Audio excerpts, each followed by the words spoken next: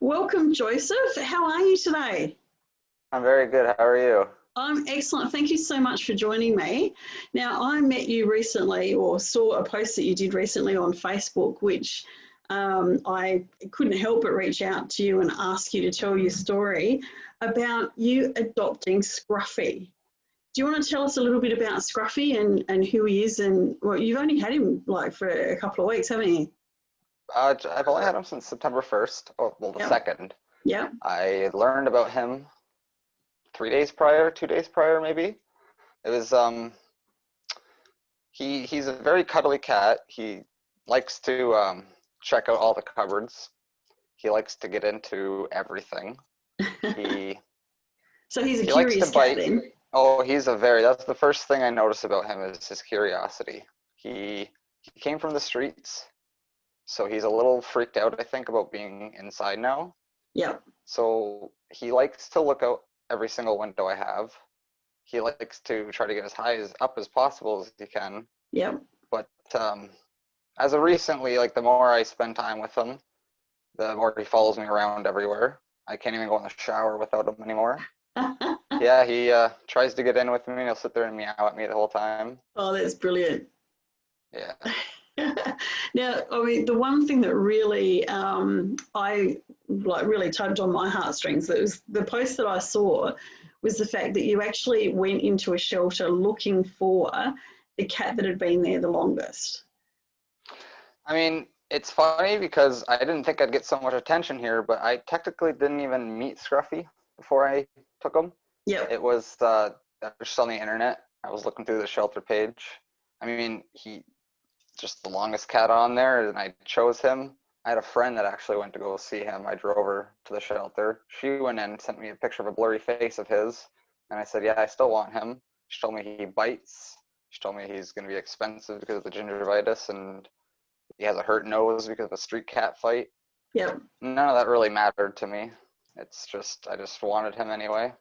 So that's basically how I met Scruffy. The first day was when he actually came into the car. And the first car ride, he just sat inside his cage, or the carrier. But he didn't really make too much noise. And that's basically when I just brought him home for the first time, and he just instantly just checked everything out and was comfortable almost instantly. Well, that's awesome. It's almost like it was meant to be by the sounds of it. It probably was, because I'll admit that I also tried for Kijiji. It's a like an online. I don't know if you have it out there, but basically I went on there looking for a cat because even on there, there's people that don't take care of cats and they Yeah. just kind of say, I need to get rid of the cat today. Yeah. So there was I think it was a 3 or 4 year old cat. I'm not sure what it was. I just kind of messaged the girl and I said, okay, here you see you're getting rid of him. And the day I was supposed to take him, she canceled on me. Yeah. So that's basically where Scruffy came in. And I was like, I want him then. Yeah. So it wasn't really a thing like at the shelter only, but I just wanted a cat that was older, Indeed. not really Yeah. wanted anymore, and in need. Yeah. Well, that's really cool. Now, you didn't used to be a cat person, did you? Never. I was a dog person. So you've obviously met somebody's cat that has convinced you otherwise. Yes, I lived with someone that had two cats, and I just after about a week, I was already getting headbutts. He was already coming up to me to just get attention from me, and it's like I had a Chihuahua, and all she would do is bark. Yeah. And I don't know, it just really quickly, he just came into my heart, and then he had a brother. Sadly, he passed away though. Oh. But then they got a new cat. His name is Max, and I actually got to spend his whole first day that they got him. Like I got to babysit him. He was only Lovely. like 6, like just after like, you're allowed to legally hand them out. Yeah. And that's when I really, really, I think, fell in love with he was just so much fun just playing in the pillow. And I think I spent half the day just with him, and I didn't even notice how fast time was going. So that was that. So then Scruffy, I just had it. I said, I'm going to move out. And then that was my first day. This is my first apartment on my own ever. So that was Wow. the first thing I did was got a cat for myself, and it was Scruffy. Fantastic. And it sounds like you've actually given Scruffy a fantastic home. How's things changed, like having your own cat? Like, obviously, you were bonded with somebody else's cat, but this is different, being that he's your first one. You've actually done a fantastic thing. I like to call people like you ordinary heroes, because you're really, you know, taking an animal that nobody else is caring for and providing them with a really great home, and being prepared to put up with their weirdness, I suppose, their problems, their issues and things of that nature. And not everybody has a big enough heart to do that. So first of all, thank you so much for looking after a cat like that. That's awesome. But how have you found, like, now having your own guy there? Well, it's pretty different. I'll say that. It's a lot of work, not too much more than I thought it would be. But I guess more pertaining to him being from the shelter, it's hard because he likes to drink and eat all in one go. So I have to already figure out, I have to get something new for him for the water, because he doesn't like stagnant water. I don't know what that's about. He's very, like, if I throw toys with him, if I'm already playing with him, he'll still be freaked out if he doesn't see it. Yeah. He's very, very scared of his surroundings. There's a lot of loud noises, sometimes like fire engines that'll go by. He'll get really freaked out, but he hasn't actually tried to run away from me yet. I did let him outside. I have a back door, and I walked out with him, and I held on to him, and he didn't want to run away. I'm trying to get a harness on him so I can start at least bringing him outside. I know, like, people are different on cats are indoor, outdoor, but with him, he was an outdoor cat. He was a street cat. Yeah. He got into fights. He has a hurt nose, so it's like I can't leave him inside all day. So it's a huge change. It's like having another child in the house, but better, because I don't know. He likes to cuddle me at night. He likes to hold my hand. Aww. He likes to eat with me. He likes to eat everything with me, and it's the best. Excellent. So he's obviously added a lot to your life as well then. Oh yeah. Yeah, he's sorry, he's just distracting me. He's moving around. Of course he is. he's giving me a lot to do during the day. It's nice to be able to clean the house all day and make it for him, kind of thing, right? Like, he really appreciates everything I've done, like just by putting something by the window so he could sit on it, or my pillows at the bed there so he can sit there. He appreciates everything I do for him, and he makes it known. Oh, that's cool. Do you talk to him? I talk to my day, cats all the time. He yells at me. Does he? Oh yeah. If he wants something, he'll yell at me. If he wants my attention, he'll bite my ankles until I lay down on the floor with him, and then he'll lay down on his back and he lets his tummy rubs. Oh no! Is he, with his biting problem, does he bite hard, or are you able to start to train him out of that a little bit? I mean, personally, I believe it. He is not breaking skin. He will, right? It happens. But I'm able to stick my face right into his face when he's doing it, and he'll look at me and he'll just nibble on my nose and then go back to what he's doing. I think it's a dominance thing. I think it's just overstimulation, and it's also he's got like a really sore jaw. Yeah. So I can't be mad at him. I've been researching as much as I can, give him treats or just distract him. Yeah. But I will admit I let him chew on my arm for a minute or two just so he trusts me, I guess. Yeah. You're letting him dominate you a little bit. A little bit. He kicks me with his back legs, but with no claws. Yeah. He knows when it hurts me. I'll tell him ouch, and he'll instantly stop. Like, it's insane. I've never had a cat listen to me like this before. Yeah, he's a very, very loving cat. That's so cool. That's absolutely cool. Now he's just a tabby, isn't he? I think so. I don't really know, to be honest. That's what I've been told. Yeah. I don't know cats very well. I probably should know, but No, still new to this, right? It's been a week and a half. I'm still trying to figure out everything to get them safe in here, and then I'll figure all that stuff out. I think the best thing about cats is that they are kind of a bit of a puzzle, and even if you don't know anything about them, you're actually definitely doing it the right way by just trying to work out what his needs are. And a lot of people try to treat cats like dogs. So they try to train them and they try to tell them no and get off there and things like that. But cats don't actually listen very well to humans, and they're kind of a little bit of a puzzle, and we need to work out what's going to be best for them and things of that nature, so that they will do what we want. If there's something in it for them, they'll usually do what we want. Yeah, exactly. All I gotta do is he knows where the treat for all the food is now. So when he wants something, he'll walk over to there. He'll lay down in front of it, and that's at least I know he knows to tell me when he's hungry. That's what I'm happy for. Yeah. That's the only puzzle piece that's really that I got down pat now, and I'm happy. And it's great if he's eating really well and he's only been there for a short period of time, then he's obviously quite happy with where he is. I'm still trying to figure out like how to do it properly, a good schedule for him, because like I said, he does overeat, I'm pretty sure, and like his litter box, I don't know how often you change, but it's like full probably every night. I'm changing it, and it's not just able to cover it up, it's a lot. So I'm not sure if he's just drinking way too much at once, eating too much, but I'm following all the guidelines, so I'm hoping I'm just going to figure it out eventually.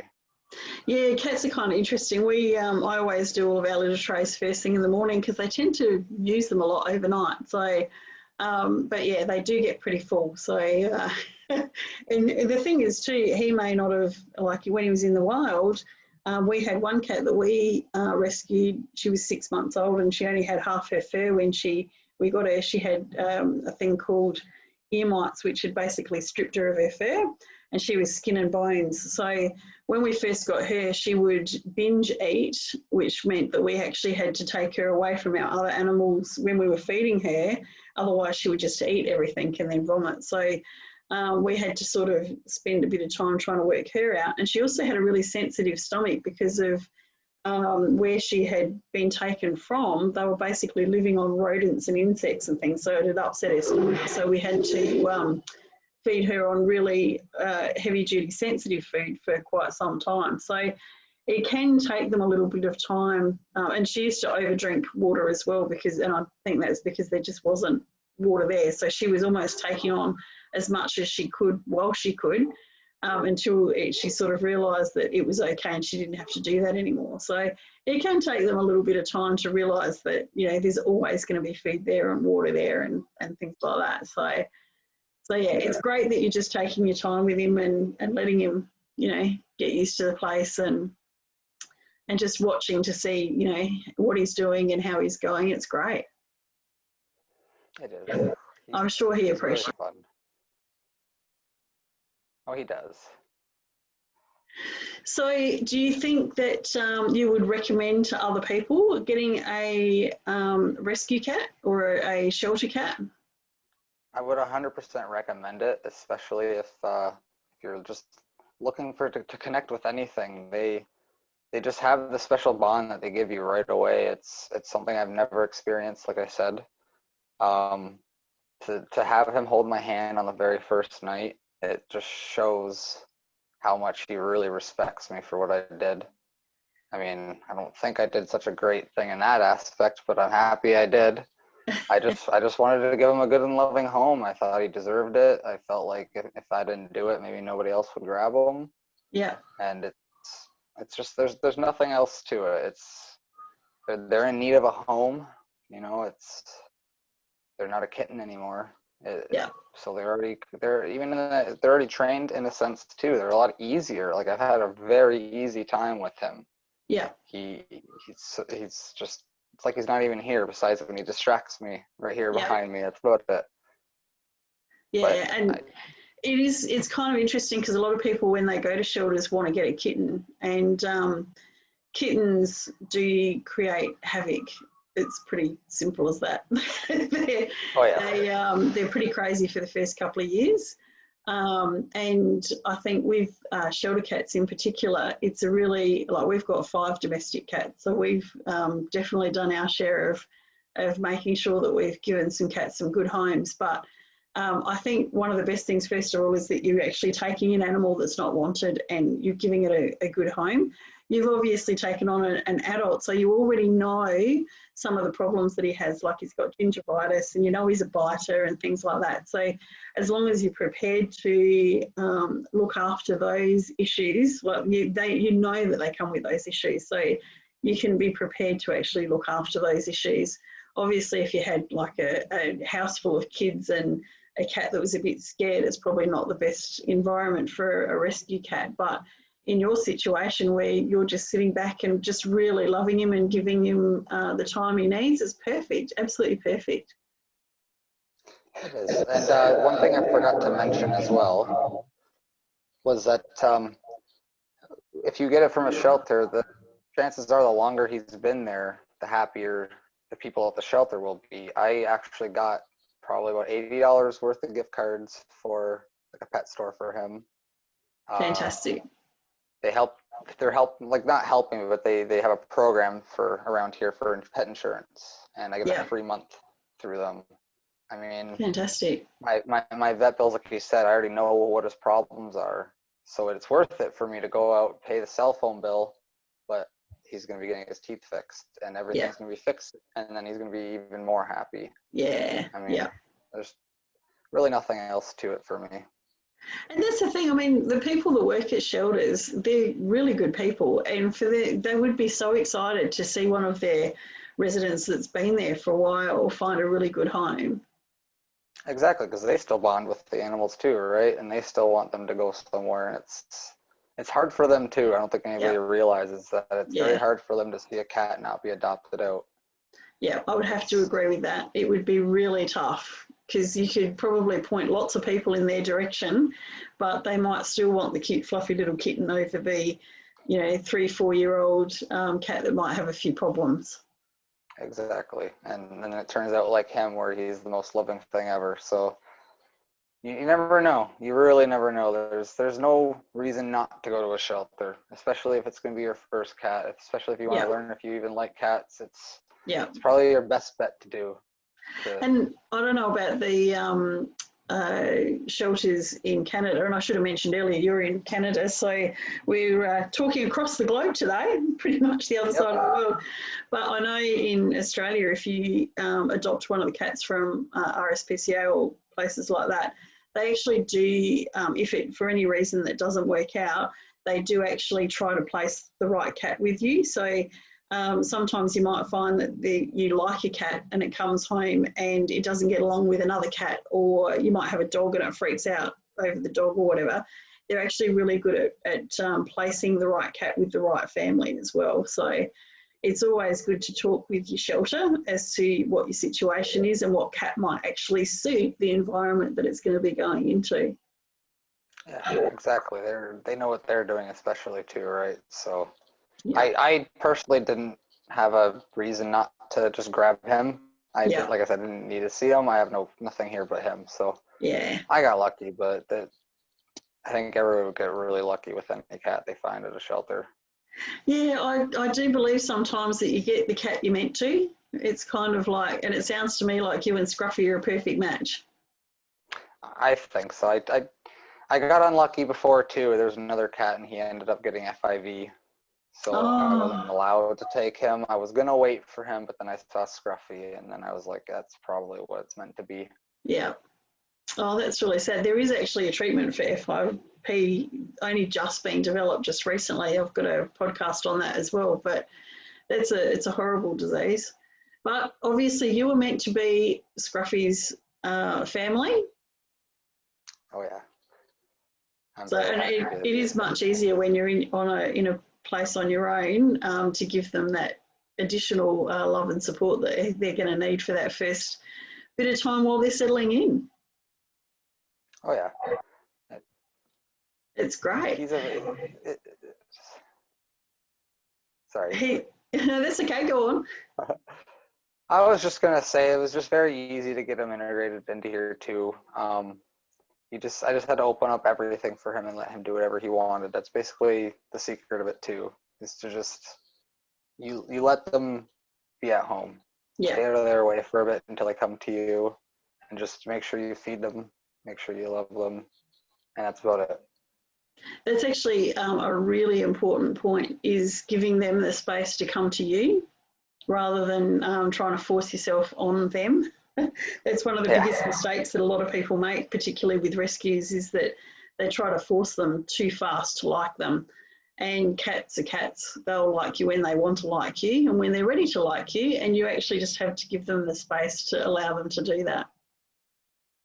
Yeah, exactly. Like I just recently learned about overstimulation. I didn't know that they actually had pain or a sense of pain when you touch them too much. So Yep.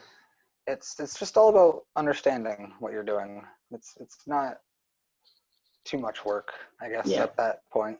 Yeah, overstimulation is actually another really interesting topic, because a lot of people don't understand why you'll be patting a cat and then all of a sudden it'll bite.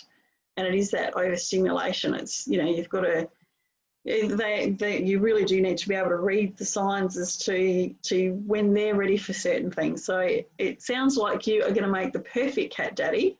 I hope so. I've had a lot of good people telling me how to do it, so I'm very thankful for them as well. Fantastic. Well, thank you so much for joining me today, Joseph. I really appreciated you telling us all about Scruffy, and let's hope that this encourages some more adoptions around the world.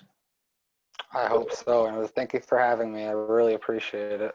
My pleasure.